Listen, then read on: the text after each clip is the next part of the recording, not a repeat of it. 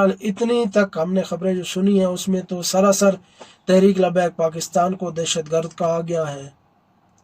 जमहूरी मुल्क का क्या वो एहतजाज नहीं कर सकते? उनका हक नहीं है एहतजाज करना? उनका क्या कसूर है? वो पुरअमन थे। किसी वीडियो में आप साबित करें।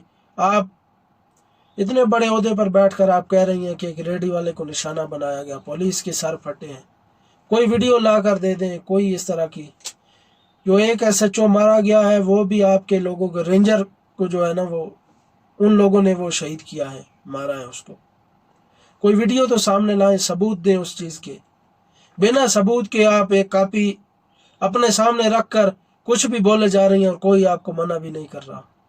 तमाम उलमा भी आपके सामने बिल्कुल चुप है, कुछ भी नहीं कह रहे। और अपनी आप यकतरफा एक दफ़ा भी आपने नहीं कहा कि यार हमने जुल्म किया है। अलबत्ता एक बात आपने की है कि जो वो बेगुनाह लोग हैं उनको जो है फौरी तौर पर आज़ाद किया जाए, जेल से छोड़ा जाए।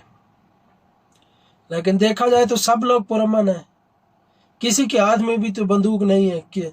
लेकिन आप अभी रियासती इदारे हैं, जो भी इल्ज़ामात लगा सकते हैं लगा लें।